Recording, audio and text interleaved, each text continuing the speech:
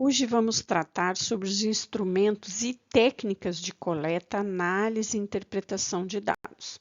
Eu sou a professora Débora, do ICEAC FURC. Uma das técnicas de coleta de dados é a observação. É vista como uma técnica que visa a obtenção de dados direto do campo empírico e é aquela em que o pesquisador empresta os seus recursos sensíveis, visão, audição, tato, olfato, paladar, para o exame dos fenômenos estudados. É necessário muita atenção e controle para registrar as informações coletadas. E a observação é muito utilizada nas pesquisas qualitativas.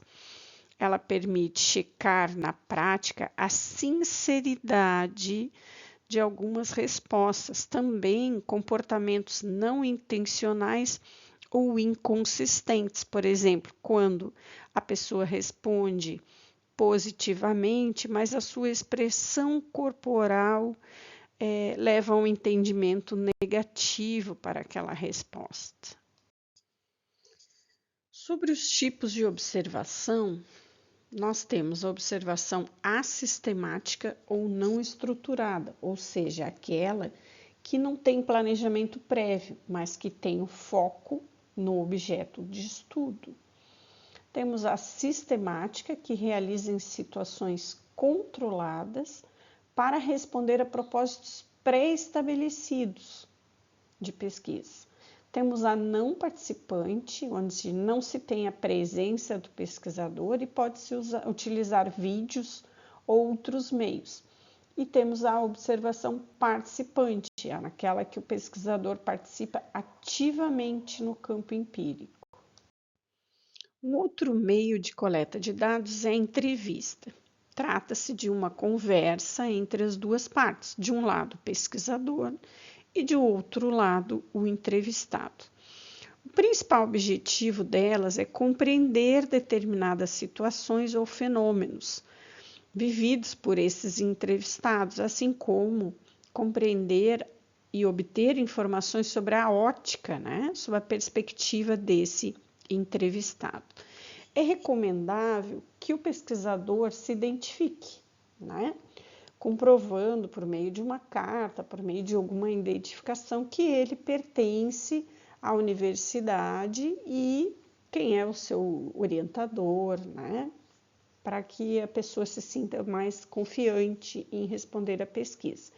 E também é necessário o TSLE, o consentimento, conforme a gente já viu na semana anterior do nosso conteúdo. Tipos de entrevistas. Temos as entrevistas estruturadas, onde o roteiro de questões é pré-determinado e as questões são as mesmas para todos os entrevistados. Temos as entrevistas semi-estruturadas, onde se tem apenas uma breve lista de tópicos e questões e elas podem variar entre os diferentes entrevistados. Temos a entrevista em profundidade, que não possui um roteiro rígido, estabelecido, e permite ao pesquisador uma exploração profunda do seu objeto de pesquisa.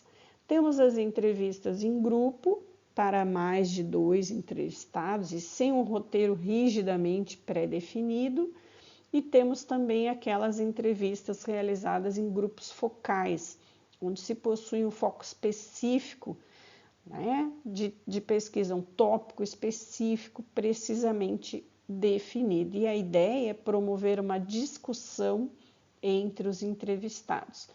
E uma coisa importante é o uso da gravação. Então, nós precisamos gravar qualquer dessas entrevistas para que a gente possa transcrever depois e, claro, obter a permissão do entrevistado para a gravação.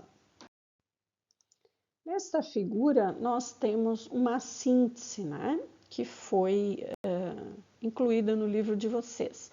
Então, as entrevistas se dividem em padronizadas e não padronizadas. Ao invés de questionários, eu chamaria de um roteiro de questões, mas está aqui exatamente igual ao livro de vocês. Elas podem ser individualizadas ou de um para muitos, podem ser face a face, pode ser por telefone, por internet, elas podem ser então em grupos e também mediadas, né, eletronicamente. Aqui pode ser para grupos focais ou apenas para 2 entrevistados ou mais. Um outro meio de coleta de dados muito utilizado é o questionário. Então, ele é constituído de uma série organizada de perguntas que deve ser respondida por escrito, sem a presença do pesquisador. No caso, ele pode ser impresso ou ele pode ser online, né? Utilizando plataformas digitais como o Google Forms, por exemplo. E também necessita de consentimento, né, do respondente por meio de TSLE, conforme já vimos anteriormente. Os aspectos éticos, eles devem sempre ser observados no processo de coleta de dados, né, e também a autorização do Comitê de Ética em Pesquisa. O próximo passo é a análise e interpretação dos dados, né?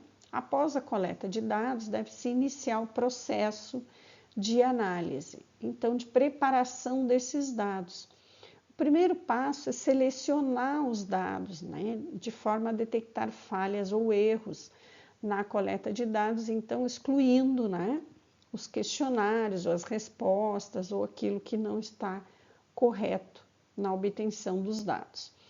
O próximo passo é codificar esses dados, agrupar os dados comuns, atribuindo-lhes um código ou um conceito.